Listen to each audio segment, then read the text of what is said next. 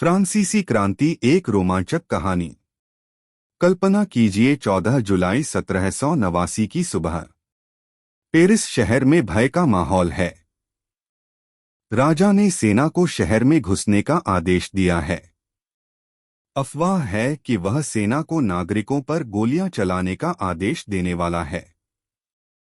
डर और गुस्से से भरे 7,000 लोग टाउन हॉल के सामने इकट्ठा होते हैं और एक जन सेना बनाने का फैसला करते हैं।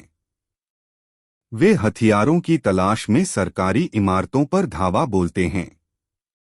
इस बीच सैकड़ों लोगों का एक समूह पेरिस के पूर्वी भाग में स्थित बास्तील किले की ओर बढ़ता है। यह किला एक जेल के रूप में इस्तेमाल होता था और यहां भारी मात्रा में गोला बारूद होने की उम्मीद थी।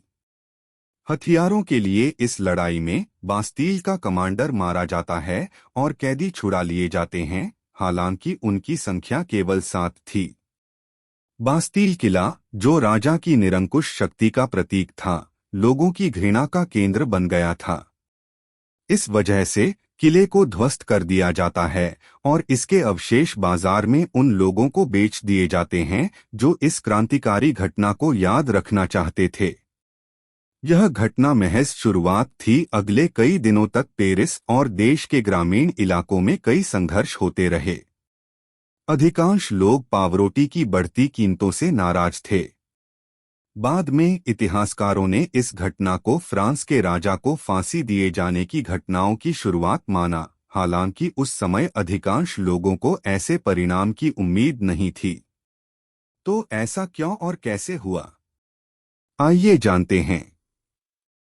फ्रांस में राजशाही 18वीं शताब्दी में फ्रांस में राजशाही शासन था। राजा लुई 16 पूर्ण शक्ति रखता था और जनता के जीवन पर उसका पूरा नियंत्रण था। जनता का असंतोष उस समय फ्रांस में भारी गरीबी और भुखमरी थी। पावरोटी, जो कि आम जनता का मुख्य भोजन था, बहुत महंगी हो गई थी।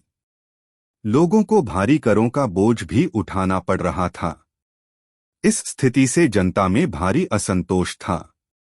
क्रांतिकारी विचारों का उदय प्रबोधन काल के दौरान स्वतंत्रता और समानता जैसे विचारों ने यूरोप में जड़ें जमा ली थीं। इन विचारों ने फ्रांसीसी लोगों को प्रेरित किया और उन्हें राजशाही के खिलाफ विद्रोह करने के लिए प्रोत्साहित किया। बास्तील का तूफान 14 जुलाई 1789 को बास्तील किले पर हमला फ्रांसीसी क्रांति की एक महत्वपूर्ण घटना थी। इस घटना ने राजशाही की शक्ति को कमजोर कर दिया और क्रांति की शुरुआत का प्रतीक बन गया। फ्रांसीसी क्रांति एक जटिल घटना थी जिसके कई कारण थे। यह घटना न केवल फ्रांस के इतिहास को बदलने वाली थी, बल्कि पूरे यूरोप और दुनिया को भी प्रभावित करने वाली थी। अब आप समझ गए होंगे कि फ्रांसीसी क्रांति कैसे शुरू हुई और यह इतनी महत्वपूर्ण क्यों थी। यहाँ कुछ अतिरिक्त बातें हैं जिन पर आप विचार कर सकते हैं। फ्रांसीसी क्रांति के दौरान महिलाओं की भूमिका क्या थी? क्रांति के दौरान हिंसा की भूमिका क्या थी? क्रांति के परिणाम क्या थे? फ्रांसीसी क्रांति ने दुनिया के अन्य देशों को कैसे प्रभावित किया? यह एक रोमांचक और महत्वपूर्ण विषय है, इसलिए इसके बारे में अधिक जानने के लिए हमारे चैनल को सब्सक्राइब करें।